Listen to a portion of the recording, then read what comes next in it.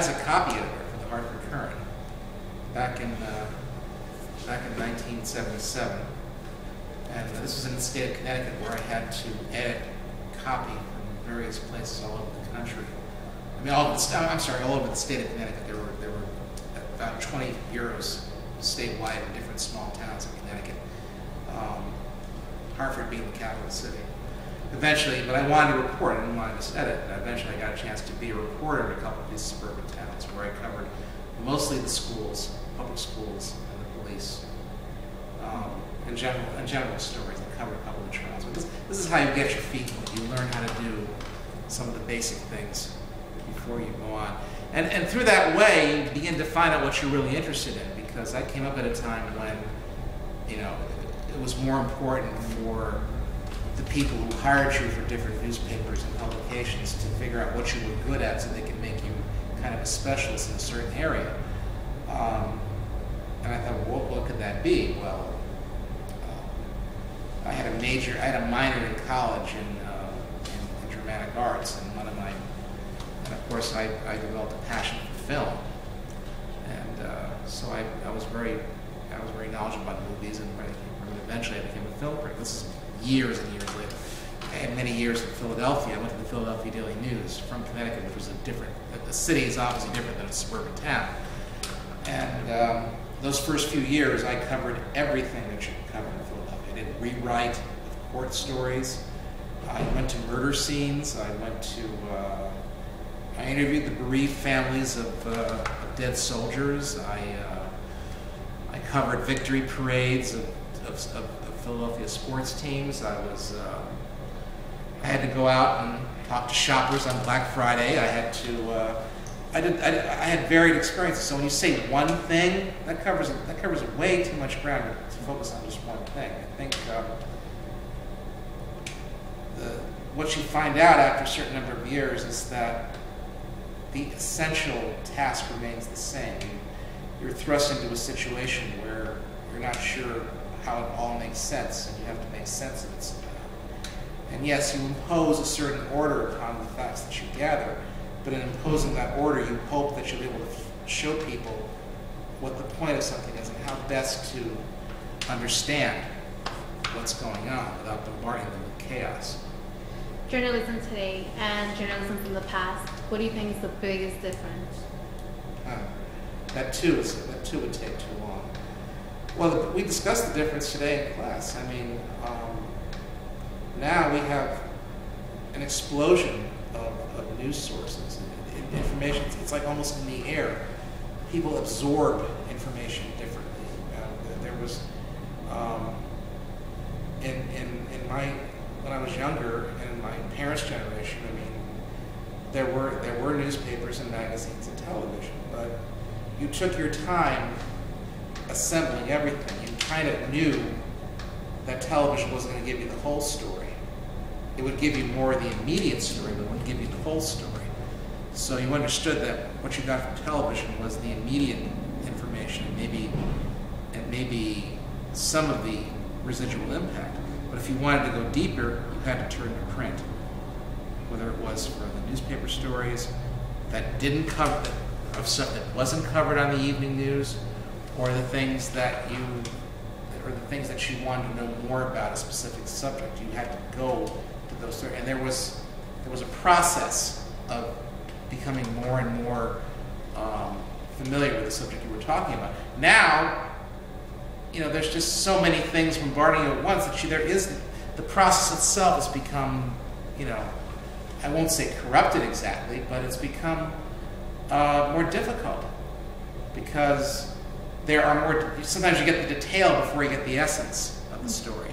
You get the essence before you understand why something happened, and it's harder for people to even explain how you get to the point where you have as much of the relevant information that you need to make a decision on what you have to do in a certain, whether it's who you're going to vote for, how you fall on what's going to happen to your schools, how you fall on what's going to happen to sending your kids to college. what you think you need to do about the traffic patterns in your neighborhood. I mean, these are things that you need to gather before you can actually act upon as a citizen. There was a sense that that's what the news was contributing.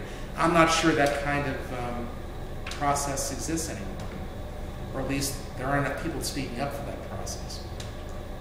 What experiences have you had with the change of journalism that you think is? What you're saying is why am I not working for a newspaper anymore? In a way, or what do you think the biggest changes that affected you as a journalist? At some point, it became clear to me that, look, every place I ever worked for, the object was to make money. The more money you made, the more it wasn't just the money. It wasn't the fact that you got better paid, but you also had resources to be able to cover as many things as possible. You know, but the understanding was that the more money you made, the better you could do your job. Okay, somewhere along that line, and I would say this change has gone on even before the internet. Somewhere along the line, those distinctions became blurrier. It's like profit became everything, or became where there was this percentage of, there was this kind of even Steven view of the people of what they call, I don't know if Elaine Rivera went through this, but there was a sense of the church and the state in relation to journalism.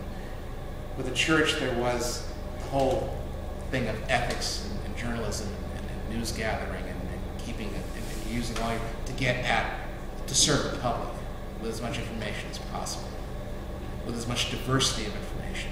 Not just the news itself, but if people wanted to know about opera or art or dance or any of those things, that you would be able to provide that information, and you'd have people in your community on your paper that would do that. And you'd have as many resources to cover those things. You know, not because people wanted to know those things, because people needed to know that these were options. I think that over time, and again, I think this happened before the internet, those distinctions became less clear. I think that it became less an issue of what people needed to know and more of an issue of what they thought people wanted to know. By they, I mean newspaper editors and publishers. It wasn't about giving them something new to think about. It was about reinforcing what they wanted to know, or to put it even more in a more negative light, pandering to what the public wanted as opposed to giving them what they needed. Do you think a form of print that we have now, like newspaper, do you think it'll die one day, and that there will be if it will die one day, print newspaper? Oddly enough, no. But I think it's going to have to. I think its nature is going to have to change. I think it has to adjust. First of all, it's got to adjust its expectations. Okay, newspapers can no longer depend on the old ways of measuring its success. Usually, the way it worked was the more circulation a newspaper had, the higher it could charge for advertisement. If a newspaper had a lot of readers, okay, it could tell people who wanted to advertise in the paper, look, well, you have to pay X amount of money if you're going to reach more people. That was the way. Same thing with television. If a network had a greater reach out to people, and if their ratings for a network were higher than the other two networks, that network could charge more money for people to buy commercial time. And commercial time and advertising, that's how publications and TV stations made their money. That's how they made it through advertising rates. Okay? I'm not sure in this atomized media universe that you can make those measurements anymore. I don't think they're valid.